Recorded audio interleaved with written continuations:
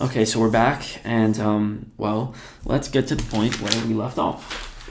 So we left off at maybe the greatest point in the hero's journey. The point of the end. And the best part about it is you get to go back into the ordinary world, right? The ordinary world that you were in, and you'll see obviously like he's flying back to Gotham, but you get to come back with new experiences. You get to come back a new person, and well, in Batman's case, or in Bruce Wayne's case, he's not as naive as he once was. He wasn't the, we'll say, what was it? Prince of Gotham, right? So he essentially corrected his flaw, and he was able to do that through this whole hero's journey. And I really like that idea. Joseph Campbell, he said that our lives, if we were to go through our entire life, it is, if we did it right, then it is one giant hero's journey that is comprised of tiny little hero's journeys within it. And I like that. I like that because it shows the human motivations towards a goal. So all you have to do is, whenever you try to set out on a goal, you might not look at it this way because, most people don't look at it this way, we'll say. But whenever you go and try to achieve a goal, you're setting yourself up for a hero's journey. Just the attainment of a goal and the fact that we live inside of this human biological framework necessarily makes it a hero's journey. And,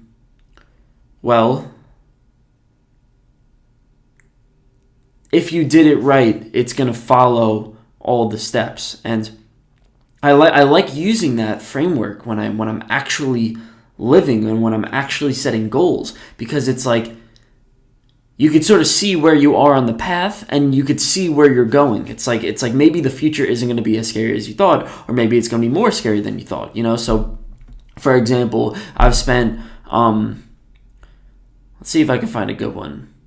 Well, for example, I wrote a book, right? So I set a strong goal that I was going to write a book. And man, it was funny because I started the whole thing, right? And the book is about hero's journeys, of course, right? But I set the whole thing up believing that it was going to be super easy, right? I kind of understood. I was like, I think I started out right away writing about like 3/4 of a book within like the first like month or two, and it was actually enjoyable. And my problem was I was naive because I wrote 3/4 of the book, and then I read that book, and then I realized how bad it was. I realized how crappy it was, and then because it was a first draft. It was what my editor would call a shitty first draft. Like, he's like, you're supposed to do a shitty first draft. So I read my first draft, I get discouraged, and I realize that the whole time I was naive. I was the embodiment of the child heroes, the embodiment of Simba right here, right? This cocky little child who doesn't really understand what's coming for him, so that's what makes him cocky, And I was like that, and then what happened was I got hit by a freaking bus, right? And obviously in a metaphorical sense, I got hit by the mental bus of, wow, this is not going to be as easy as you thought. And, if I went into that endeavor by understanding that it was not going to be as easy as I thought, and that I was going to overcome struggles, I had to go through the trials and tribulations, I had to essentially, struggle to go and achieve this goal, then I would not have been as naive as I was, and I wouldn't have had that traumatic experience of, I was at the point where I was thinking about quitting because it was really, really tough. Like, writing a book is no joke. It's like, I think 2% of the people who start writing a book finish it, something like that. And I thought it was just going to be a cakewalk, So, for the rest of my journey, I expected that there was going to be struggle. I expected that the naive mindset that I had in the beginning was just the wrong mindset. Like, it just wasn't going to work out for me. And it helped. It helped because every time I encountered struggles along the way, I knew that it was part of the plan rather than some unexpected thing. Here's my mantra that I really, really like. If you look at your goal and you see a clear path with no obstacles in the way, you're naive. There's almost no doubt in that. Unless your goal is to walk up to the refrigerator and get some food, unless your goal is to literally just pick up the water bottle that sits over there. If it's a meaningful, worthwhile goal that is actually worth your time, and you think it's going to be easy, you're naive. That's a good way of looking at it. What was it that Tom Hanks said? I think he said, it's the hard that makes it great. Something like, yeah, it's not supposed to be easy because it's the hard that makes it great. I really like that idea because it's like, it's not going to be easy. And believing that it will be easy is the first problem. I struggle with this I struggle this for a long time when working out, and I guess I've overcome that barrier, but I still struggle with working out. That's not easy. But I said, I always said, I'm going to start going to the gym now, right? And I'm going to figure my shit out, and I'm going to, start going to the gym, and it's going to be great, And then after about 2 weeks, my sort of implication, my thought process was, and then I'm not going to have to worry about it anymore. Then I'm not going to have to sort of go through the struggles of, should I go to the gym? Should I not go to the gym? Should I get up off the couch? I'm never going to have to deal with that again once I establish the routine, which I estimated would be about a week or 2 weeks. And once I establish the routine, I'll be good. That was what my mind was saying. And God, anyone who's understood, anyone who's succeeded in the process, which I can't say I've completely succeeded, but I've somewhat succeeded, has understood that it's just not that easy. Joe Rogan, he says this all the time. He goes, there are days after running every day for 20 years that I don't want to run. That it's just miserable. Like getting up and going through the run is miserable. And he says you have to embrace the suck because after 2 weeks, you're not going to wake up every day just believing that it's going to happen, and you're not going to be like excited to go out and do it, and it's not going to be automatic. You're actually going to have to override sometimes your brain saying, I don't want to do this. This is pretty miserable. And well, you can't be naive to do that. You can't be naive. You got to embrace the fact that it's going to be miserable, and you also can't be naive to the fact that it's only going to be a week or 2 weeks. It's going to be your whole life. You're going to struggle with this your whole life. It's going to get easier as you go along. We'll say by the time you complete your hero's journey. But, you'll see in Batman here that Bruce Wayne has not overcome his fear completely. Even though he had this great confrontation, he still hasn't overcome his fear. And you'll see that. So he on the plane, he has this sort of realization, I want to help people, all that good stuff. I want to be hero. And, now he says, how am I going to be hero? So what he does, he's sitting inside of his house, and he sees a bat, right? And first you got to ask the question, why in the richest house in the entire city of Gotham is there a bat, right? Why did this pest be able to make it inside of his house? And the reason is because if you were to imagine his house as sort of as Bruce Wayne's mind, right? Yeah, it's a good way of saying it. If you imagine Bruce Wayne's house as his home, as his brain, right, as his way of thinking, and a symbol for what he is on the inside, you could see that bats are still making their way into him, right? They're still making their way into his conscious awareness, even though he's overcome them, right? And the answer is he hasn't overcome them, right? It's a lifelong process. It's not something that you're just gonna overcome in one moment and then it's done. It's like you realize it's gonna keep happening. You're gonna keep struggling with it. So he comes to this realization. He finds out, hey, listen, I'm afraid of bats. I'm still afraid of bats. Even though it's easier, I'm still afraid of bats. So what happens is he has a second confrontation, you could say. He goes back into it, right? The cave that he or the fall that he originally experienced as a kid, he goes back into it. And that's analogous to Simba confronting Scar. That's analogous to, I've confronted my inner demons, but I haven't actually confronted my outer demons.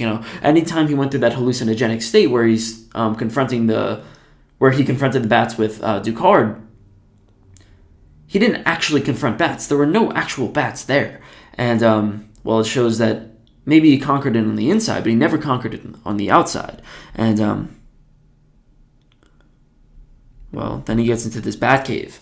And I like the idea of the bat cave, because a cave in almost all frameworks is the symbol for the unconscious, right? The symbol for, roughly speaking, transformation. Because in a cave like this, it's damp, it's dark, it's cold, and it's barren of all life. That's what you could say. That's a good way of saying it in understanding why this cave is so important. I mean, you look at the Native American tribes, and what they would do in these Native American tribes is they'd come in and they'd come into the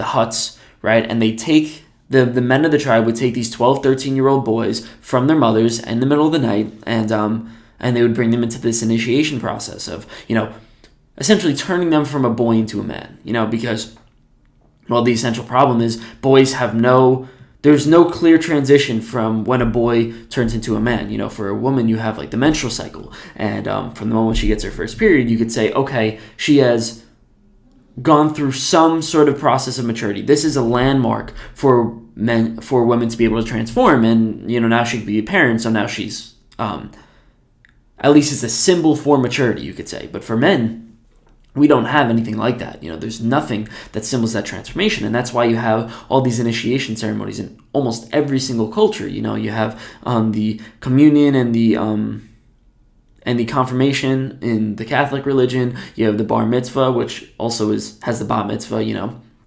the Jewish religion, and that's true amongst almost all tribes. And it dates back to these Native American tribes, or we'll say primitive tribes, where they would bring these. They would strip them from their mothers and they bring them down into this cave. And any place that was devoid of the light, because in these places that are devoid of light, aka a cave, you are able to face the things that you have been avoiding your whole life, right? Because down deep into these caves, this is the place where you encounter fear. This is the place where you encounter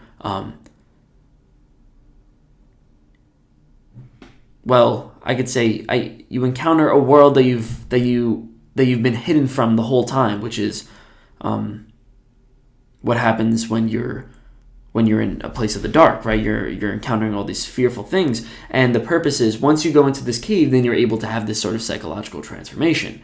Well, you have a psychological transformation because you're exposed to more of the world, and now you have new experiences. So that's the entire purpose of the cave. And hopefully by the end you conquer your fear. Hopefully by the end you can remain triumphant, and sort of figure it out, because that means you are, that's a good way of saying you've transformed from a boy into a man. You've shed your naivety, you've shed your fears. I guess fears is a good way of saying it. So you'll see that's exactly what happens in Bruce Wayne. For Bruce Wayne here, he goes in there, and I'm not sure if you could see it because you can't really get a still image of it, but he gets swarmed by bats right away. Right, this is to be expected. He expected to go in here and get swarmed by all these bats because that's exactly what happened to him when he was a kid, and he conquers it. Right, he just sort of stands there, does sort of like a meditative exercise, and he lets them attack him, right? And he lets them not attack him because they never actually hurt him, but he lets them swarm around him. And that's a good way of conceptualizing fear. Fear is the thing that looks ugly, that sounds ugly, that we've painted such a giant mental picture of in our head of something that is brutal and, something to be feared. But then once you actually encounter it, it's not as bad as you thought. It's only something that you've sort of pictured in your brain. They never actually attack him because fear is something that exists only in the mind. There was, I think it was Seneca, one of the ancient philosophers, who said, any time spent fearing something that is yet to happen is wasted time. Because why would you fear something that that you've probably construed as something that is bigger than what it's supposed to be in your head? I've seen this all the time with. It's funny because I hang out with my friends, and my friends are obviously they're guys who are trying to meet women, and the amount of them who are struggling with fear, the amount of them who are really struggling with, just go up and talk to the girl. Like, it's not that difficult. And people don't do it. People don't do it because, and I could say this in all domains, in almost all social domains, like meeting someone new, it's there's so much fear that's built up. But then once you go up and speak to the person, it's like, I think we all realize, like, the worst thing that you could say is no, but it's definitely a little bit more than that, because your self-esteem is at stake here, you could say. But God, if we're talking just a numbers game, if you meet 100 people, if we're not even talking about like sexual relationships, we're just talking about like relationships in general. If you meet 100 people, then 5 of them are likely to become your friend if you're doing it right, But if you just sort of stick to your little social circle and you never try to venture out and you never try to meet anyone new, then you're stuck with those people, man. And even if you realize that, wait a second, I'm in a university of 40,000 people, but I only stick with the 10 people that I'm comfortable with. It's like there are about 39,990 people that you are that have the potential to be better for you, but you just don't do it, right? They have the potential to be your soulmate's a weird way of saying it, but people that resonate with you more. If you just stay away from those other 39,990 people, then you are constricting yourself. And what is the only reason why we don't do this is because we don't go into our cave. We don't conquer fear. And Batman shows us how to do this. It's just you do it, and you realize that fear is more than I guess it's less than what your brain construes it out to be, because our brain is meant to be conservative, and it's meant to overthink. And as long as you just drop that down and you just sort of confront it, then that's a good way of doing it. So but I like this next idea. So what he does is he goes into his cave, he conquers his cave, right? So now this cave is not only the bats, it's also his, right? And he gives it lights, right? He illuminates it. And this is the idea of the shadow. The idea of the shadow is you go into your own darkness, you go into your own we'll say cave, right? You go into your own cave, and from a psychological perspective, that sort of means the things that you have not been able to confront, or the things that you have not been aware of, or the things that you have been avoiding, right? And those are the things that have been in your essential darkness, right? It's been in the darkness of your conscious awareness, so therefore it has not been made conscious. And he gives it light. He illuminates it. And by doing that, he's,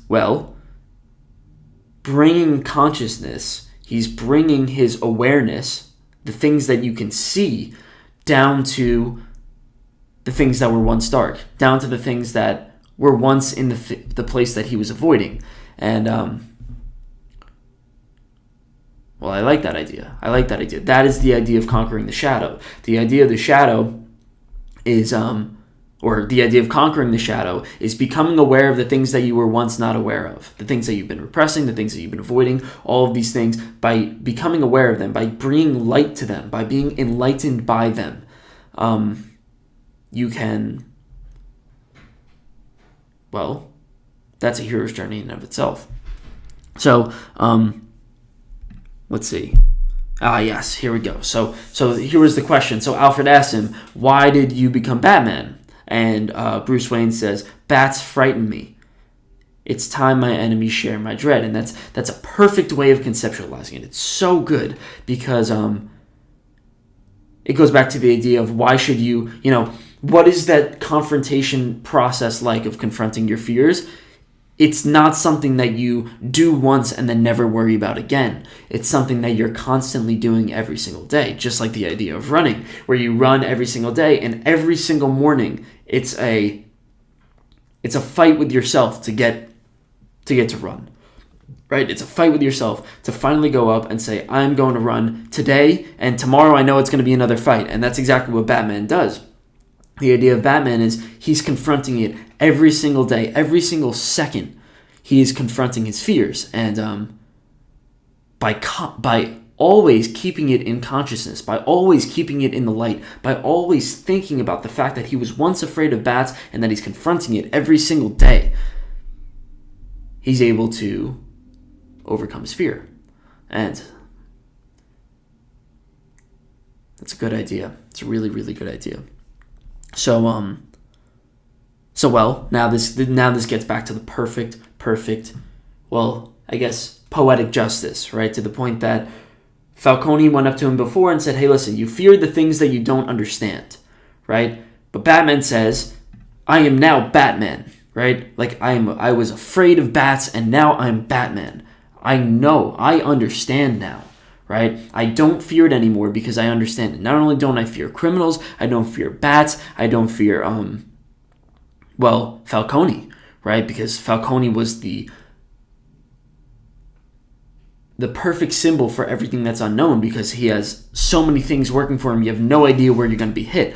And I'm reading Alexander Solzhenitsyn, his Gulag Archipelago, and what his story is essentially, he was in Russia at the time where being Russian was good enough to get you killed. You know, just being there, and you'd get arrested literally for just being there, right? And what would happen is the government, disguised as your neighbor, disguised as disguised as a worker, disguised as an old friend, would come in and say, hey, I haven't seen you in so long. How are you doing? Pull you to the side, arrest you, right? And it's a scary idea, right? Like that is, imagine living in a world like that where you don't know who to trust. You have no idea who's part of the government, and that's constant chaos, right? That is constant chaos. You have no idea who's going to hit you at all times, what's going to happen. You have no clue, and that's a good idea of adolescence, right? As you're struggling through adolescence, you have essential. I think this is the best way of conceptualizing adolescence. If you are not given discipline, if you're not given order, if you're not well structured, you could say, as an adolescent, there are about 20 things wrong with you at a time, and you're in a constant state of chaos. Imagine Falcone is a representation of anxiety. He's a representation of evil. He's a representation of self-doubt. Like whatever you want to choose him with. And he can mobilize 20 different ways of making you feel bad. 20 different ways of turning you away from the place where you're supposed to be. But you've most likely you are overwhelmed. Right, you're in a place of chaos. That is pure chaos. And what is the only way to overcome it in terms of this movie and in terms of real life? It's to understand everything, to understand all those 20 mechanisms in which you could fail, and then overcome them, right? And then understand them, and then learn how to beat them. And that's the idea in Harry Potter too. In Harry Potter, what happens is Voldemort, when he tries to kill Harry, he gives him a part of himself, and that's the only reason why Harry could beat Voldemort. The only reason Harry Potter could beat Voldemort is because he has a part of Voldemort, right? He understands what he's going to do. He knows his ways of thinking because he's integrated that part of him into himself, and he understands the we'll say he understands the Falcone aspects of him, right? And he understands that that he is going to be able to beat it, right? And he understands it, and therefore he's going to be able to beat it. So that's the idea of Falcone. He goes in, he understands them, and then right away he's able to beat them, right? He's able to crush them because, we could say that that's another hero's journey in of itself. He's able to bring Falcone to the light. So, and I like the idea of putting the bat symbol on him, right? So, he shines the bat symbol on him, and you can see in the air there's obviously the bat, and it's the figure of Falcone, and that's the idea, because Falcone, just like the cave, represents the head of the underground, right? He represents the head of the darkness, right? The things that exist below the surface. You can imagine that as sort of like the monster underneath your bed as a kid, or the monster in the basement. It's the same archetype, and by Batman shining the light on him, he's doing the same thing. He's illuminating. He's bringing him into consciousness, but at the same time, in the sense of the story, he's bringing the shadows of Gotham into the light, right? So now the criminal underground is now being exposed to the light, and I think that's a great idea. So that's the end of that part. So where were we? We were at the point where, yes, he illuminated the darkness, faced the shadow. Good, beautiful, just great archetype. He put light in the dark. Wonderful. Now, I need to try to explain a concept that is so fundamental to understand in movies that I do not think we grasp it, and I think we miss so much of the movie just for missing this one idea. And it starts with the idea of Alfred. So let me give you a scenario. Right now I'm reading Harry Potter, right? I'm reading a book, right? And there's something magnificent about reading a book. It's because every time you could see a dialogue, right after the dialogue, there's always something that happens in between. And, sort of like Harry Potter took a step to the right as he said, blah, blah, blah, whatever, right? But another thing that happens in books that's really incredible is that you could write the debate that's happening inside of the character's mind, So if a character, for example, is really struggling with an idea, you could take a page or two just to understand, Harry really was confused as to, what he has to do with Voldemort and whether or not he has to face it. And this is what was going through his mind, and this was how this is his thought process. The problem in a movie is that you can't do any of that. You can't talk about his internal debates. You can't show off all the aspects of his personality that are sort of clashing. And, the only thing that you can do is have dialogue, right? And by having this dialogue, and by not having sort of like a narrator going through and saying the essential parts of the story, or essentially what's going on inside their mind, you have a disconnect between the main character and the audience, because you have no idea what he's thinking, and you could only infer based off of facial expressions and actions and things like that. It would be really nice to get into the inside of their brain and try to understand what's going on. So there's a solution for this, and this solution is the most important thing that is often overlooked. So I said before that, let's say, Bruce Wayne or let's say Harry Potter is going through a struggle where he's got, devil on the shoulder, angel on the other shoulder. And there's a debate between them and he's not sure what to do. And J.K. Rowling was able to write that out really well because obviously it's a book. The solution for that in movies is, instead of having this internal debate, that's the debate between, you could say, like one side of him and the other side of him that's all going inside of his head, what they do is they take that personality, the personality of the devil or the angel on the shoulder, and they add them into a person. So the person represents the personality that exists within you, right? So I mean, think of like the idea of we have an angel and a devil on our shoulder, right? That's a very common idea. The truth behind that is those are you could say the personalities that exist within you. Like there are some times when you, let's say here's a good example. My friend was just, obviously I wrote a book, right? And I wrote a book, and my friend goes, hey, listen, I'm really going to buy your book, and I'm really going to go through the struggle of, buying the book, reading the book, going through the process. But I'm on a bit of a bender right now. I'm smoking a lot of weed. I'm doing a lot of, drinking a lot of alcohol, having a really good time. So once I'm done with the bender, then I'll read your book. And when he said that, I was saying, okay, the devil has taken over his personality. It has taken over his persona, right? And the devil could be, in this case, temptation, right? And then he's saying, by the time I'm done with that, then the angel's going to come back and take over. And that's what he did. He actually went through it. He's a nice kid. So you could say both of those personalities existed within him, and it's just a matter of which one he actually decides to embody, right?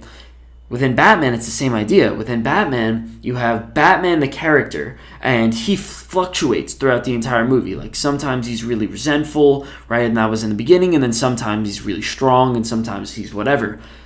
But then the characters in the movie, they stay flat throughout the whole time. They're the same character. And the reason why is because they represent one of the personalities that exists within him.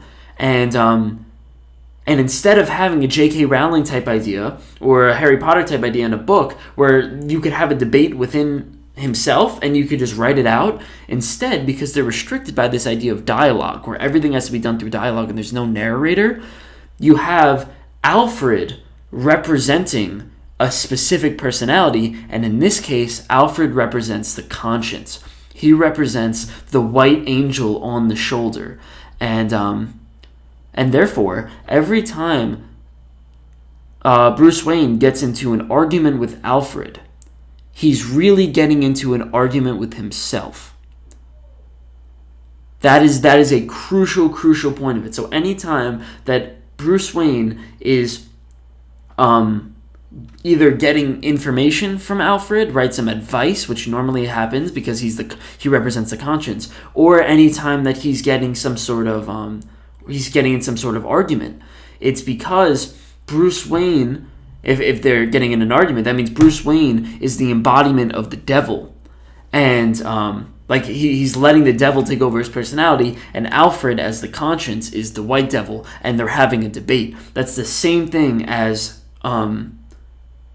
having a internal debate in a book, right? It's just this is the way that it's replaced, and I don't know if they do this. The directors do this consciously, but if you're going to look at this from a psychological lens, that's such an important piece. So the entire so what I'm going to do now is I'm going to take you through all the personalities, right? I'm going to take you through the personalities. Alfred is most definitely the conscience, He's very safe, he's very secure, but at the same time, he always gives the good advice. He's always wise, he's always, he has strong morals, and he wants to impart his morals on Bruce Wayne, but at the same time, he's very, he doesn't have that much influence on his decisions. So when Alfred says something, Bruce Wayne might take it into consideration, but most of the time he doesn't. And that's it, right? Alfred there's no retribution, because if you're to think of something about our conscience, the conscience, and this is something that's really strong in Pinocchio with Jiminy Cricket, the conscience is just something, it's a personality that's the white devil that sits on your shoulder, and what you could do is you could just flick it away if you really want to. It's so easy to go and do that. It's so easy to just do the wrong thing and just take the right thing and just say, get away from me, right? And that's what Bruce Wayne does throughout the movie, and there are some times when he listens to it, and this scene right here, you'll see later, he actually does.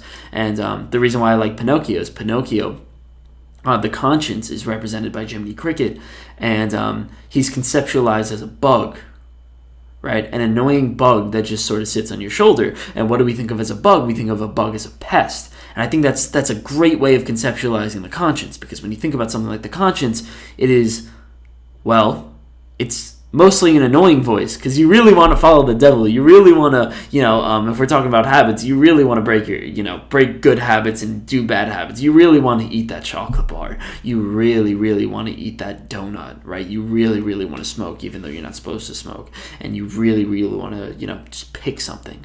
And And then whenever your conscience comes, and you're going to hear it because, there's really no way that you could escape your conscience. I think we all know that. And, well, at that point it comes off as a bug. So I think that's a great way of conceptualizing it. The next personality that shows up is the Anima. And the Anima is a concept in Jung, where it's just, he calls it the female counterpart of the soul. And, well, by female, right, we mean feminine counterpart to the soul, and that's Rachel, right? So you'll see that it's a little bit of a complicated concept, but the whole idea is that, Bruce Wayne is a masculine hero, right? Because he embraces the idea of masculinity, but at the same time, there are some things that the feminine side offers that are very, very great, and they're a part of him, right? They're also a part of him. Things like compassion, things like, just the will, right? Rachel Dawes has just like a crazy, crazy will to just keep going. And that fight is something that exists inside of the feminine. And well, as we go through this movie, Bruce Wayne has to accept that onto himself and needs to embrace these ideas. And, well, you're going to start to see him embrace them as they go along.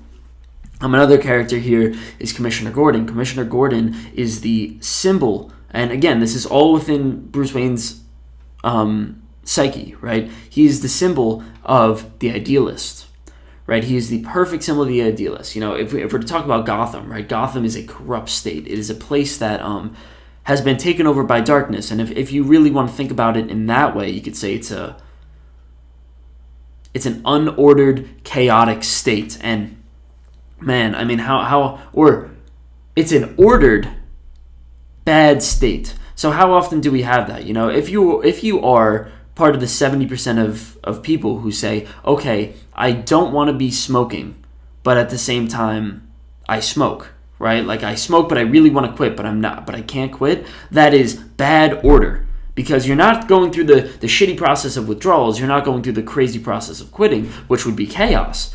But you're in an orderly state. Everything's structured. You have your pacifier, I'll say, to keep you orderly and for you not to freak out. But at the same time, it's, well, obviously detrimental. So that's the case that we're in. And you can imagine that as an unorganized life, right? An unstructured life. But at the same time, there's no effort to change it, right? And by changing it, you're introducing chaos, but at the same time, by introducing most people don't want to introduce chaos, and they just keep the order. So Jim Gordon is the one personality inside the entire police force, the entire corrupt police force, who says, wait a second, we could be perfect, or at least we could be good, right? We could be a good state. We have the potential to be a good state, but I can't do anything, right? I have no power because all of the other police the people in the police station are all corrupt. So, well, that's a great depiction of the yin and the yang, right? So if you can imagine, I think this is the fundamental concept of life. I think we all really like the yin and the yang. If you were to take the yin and the yang and apply it to your life, it's like dead on. No matter where you are in life, it's dead on. So if we're looking at the state of Gotham, you have, right now it's consumed by darkness, but the people in the light are Alfred, right, the Anima, and Commissioner Gordon, and they have no power, right? They have no power because they have nothing to embody them. They have nothing to really bring everything together. And while that's the fundamental archetype is there are these personalities that exist within you, right? And you could say that, Batman has a idealist part of him. Batman has a feminine part of him. Batman has a conscience, or Bruce Wayne has a conscience. But they have no power unless Bruce Wayne wants to integrate them into his personality. If he decides not to, then they're just going to be the little white dot that exists within the black, and there's going to be no change that exists. I like this idea. And then also there's one more character. There's the Mr. Fox character. And Mr. Fox is again, right? He is part of Wayne Enterprises, and Wayne Enterprises has become corrupt. And even though and therefore he has been moved to the basement, right? So he's the little white dot that exists within Wayne Enterprises, but at the same time he is well, he's in the basement, right? He has no power, he has nothing, and you could see him as the intuitiveness part of Batman's personality. You could see him as the resourceful guy and the smart, intelligent guy. So you'll see Batman, forms a friendly relationship with Mr. Fox because as he's starting to become Batman, he's therefore integrating that part of him into his personality and integrating that part of him into Batman. So I think that's a great, great thing to understand. All of these personalities, Mr. Fox, Commissioner Gordon, Anima, and Alfred, they all exist within you. You can embrace these personalities and you can make friends with them and you could integrate them into your daily life. You have these qualities within you, right? They're part of your genes and you could actually become, you can embrace your conscience, right? Like that's such a practical thing to do. You could do the right thing. And but the only thing is, it is just a voice that exists inside of you. It is just a personality that you can choose to embrace. But at the same time, if Batman or Bruce Wayne chooses not to, accept this part of his psyche, this relationship that exists inside of this movie, then they still have no power, right? Alfred, Rachel, Commissioner Gordon, and Mr. Fox, literally every single one of them is powerless without Batman to activate them, and that's intentional. Okay, so we just made it through the good guys, right? We just made it through the powerless good guys that lay dormant within the soul. That's a good way of saying it. The powerless personalities that are, that have no power within the soul, and the whole reason behind that is, you need someone to activate them, right? And that's where Bruce Wayne comes in. The next thing that we really need to take into account is the bad guys that lay active in the soul. And I really, really like this idea. And, it's a fundamental archetype, so I think we should really go deeper and try to understand it. So, you have the three people over here, right? You have Falcone, you have Scarecrow, and then you have Mr. Earl on the right side. And they're all essentially committing evil while people do nothing. That's sort of the way it is. And I'll tell you why I really like this idea. It's a perfect analogy for what happens in humans. So when we say for Bruce Wayne, you need someone to activate it, right? Well, the question is, what happens when you leave, right? What happens when there's no good going on and no bad going on? You just kind of leave it to be alone, and we'll say for in this case, we'll say it's like your heroic side or development, right? And the answer is, if you choose not to develop, if you choose not to grow, if you act like Batman and Bruce Wayne and you leave your city, which Bruce Wayne did for 8 years, what's going to happen is, if you're not growing, you're decaying. And that's what happens to the city. So, Bruce Wayne decides to leave, and he leaves his city, he leaves his self, right? He leaves development behind, and he ventures outside of his city walls, and he goes and he leaves. And you see the same idea in The Lion King, because what happens is when Simba goes back and when Batman goes back, or Bruce Wayne at this point, when they go back, they realize that it's undeveloped, right? If you imagine you go through 8 years of development and you don't work on, we'll say, perfecting your kingdom. And when we say kingdom, we mean yourself, I imagine that in terms of, think about it in just a regular sense, somebody who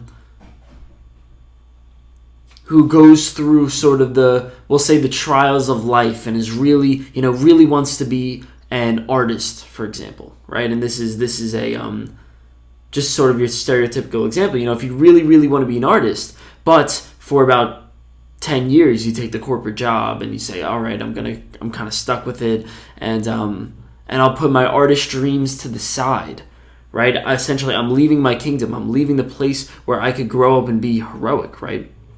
When you do that, 10 years later, it's not the same place that it once was, right? And we're not saying that your artist, so we'll say your skills in art have declined. Maybe you're a different person, so therefore your motivations have declined, and it's not going to be the same one-to-one connection that you really expected.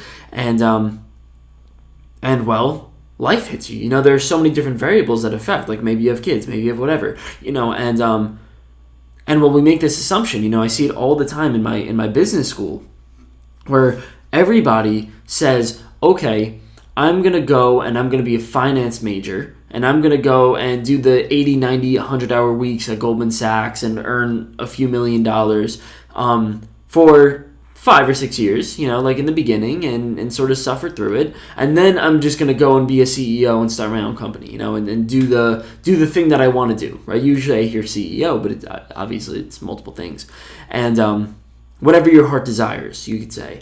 And, well, it's just flawed. It's just a flawed assumption, because the assumption is that you'll have the same spirit, you'll have the same fire, the same emotion, the same drive 5 years from now as you do now, right? To start up a company, to be hopeful, and well, you just don't. I'm reading the philosopher Seneca right now, and he says, we believe that life is short, but in reality we waste most of our life. In reality, most of the time sort of spent in the middle. So imagine from like 30 to like 80, maybe like 5 to 10% of that was something that was somewhat meaningful. The rest was all just like sitting on your couch and watching TV, or scrolling through social media, or just watching like just doing nothing that really goes to pursue your soul, your goals, whatever. And he's like, no, we believe life to be short, but the problem is we waste most of it. And I really believe that. I believe that, there's this idea in Christianity, and I think it's a big rebuke on Christianity, where, you have somebody goes to sort of like repent their sins, right? They really go and like, they really care and they really want to fix themselves, like this is the idea of going to the gym for 2 weeks, right? They really repent, they really want to fix themselves. And then for a while they actually do repent and fix themselves. And then they fall off the wagon right away. And then if you look at the amount of time that's spent between like, okay, I said I was going to go to the gym, so the time spent going to the gym versus the time spent not going to the gym, hoping that one day you're going to go to the gym, it's like 5% gym, 95% not going to the gym. And it's like a cycle, right? And I've noticed this in my own life. I really struggle with we'll say, see if I could come up with a really good one. Sleep's a good example. Sleep's a good way to take you out of the regular realm, So there are times, like right now, my sleep schedule is very, very good. Like I'm very ordered and I'm very figured out. And that's been for about 5 days, right? And I'm really trying to fix my sleep schedule, but the problem is, it's really not that easy to fix your sleep schedule when, well, I want to wake up early, but my body's telling me to wake up late. And, well, obviously, waking up at 11, 12, 1 o'clock in the afternoon is not something that's suitable in the 21st century environment. So I spent maybe the last like 3 years trying to fix my sleep schedule, trying to really, really work on it, try to really figure it out, And what would happen is I would go on these spurts where like 2 weeks I'd be really, really good. And then for like 3 months I'd be really, really terrible. And then for 2 weeks I'd be really good. And if you look at, the entire developmental chain throughout the entire time, and most of the time I've spent in the bad realm instead of the good realm, So this is sort of what's like in Batman's case, right? Batman spent, or Bruce Wayne spent like a few good years, being the child hero, like doing the good things, and kind of, well, being part of Gotham and realizing that maybe he has a purpose, maybe he could grow a little bit, maybe he could be part of the fight, the good fight, and that's something that Thomas Wayne really instilled in him, his father, and then he spent 8 years away, and the question is, you spend 8 years away, just like the finance guys who say they're going to go away for 5 years, and what do you expect to see when you come back? When you come back, it's not like you just pick up where you left off. It's the point where evil has taken over, right? Or we can't even say evil. Maybe just decay has taken over, right? And evil is a symbol for decay. And then you have to start all over again. And that's a good way of putting it. That's a really good way of putting it. I really, really like that idea. It's a fascinating idea. And, well, I'll give you the example in Star Wars. This is my favorite example. This is my favorite example. So, what happens is you go through Star Wars, right? The original 6 movies, which is movie 1 starts with Anakin being born, and movie 6 starts with ends with Anakin dying, right? So you get the entire timeline of Anakin's life. Anakin was born a child hero, right? And he becomes a Jedi, becomes part of the good, falls to the dark side, becomes Darth Vader. So you imagine, he had good life, and then he leaves his kingdom, becomes Darth Vader, right? He leaves his hero self. You imagine the good side of him was developing, and then he completely stopped developing it when he became Darth Vader. Then what happened is, obviously, he has this mask on him. In the 6th movie, he becomes a hero again, and he saves his son and kills the Sith and does all the fights evil, all that good stuff. What happens is, when he is dying, he goes to his son Luke. He says, "Hey, Luke, take off my mask." And Luke says, "You're gonna die." He's like, "No, just take off my mask. I want to see my son." So he takes off the mask, and what you find there is you don't find the Anakin Skywalker that was once there. The Jedi hero that he once was in the first 3 movies. What you find is this crippled, wrinkly, pale white ball that sort of looks like a fetus. And I think they intended for it to look like a fetus because, well, that's his undeveloped self. That's his undeveloped personality, because you can imagine for about 20 years in his period where he was Darth Vader, that hero self, that Anakin Skywalker, that Jedi within him was slowly decaying throughout the 20 years. And you could say he was taken over by evil, just like in this Batman idea. And well, that's what happens when you aren't constantly developing. That's what happens when you aren't constantly growing. You're decaying. And I really, really like that idea. So, I think that's it. I think that's pretty good. Yeah, and then if we were to just look at the power dynamic here, right? The evil has the power because Batman hasn't been working on it for 8 years, right? If we were to imagine that this city Gotham is Batman's hero self. It's a representation of Batman, the evil guys have the power because he hasn't been working on it for 8 years. So we go back and, now we go further. So,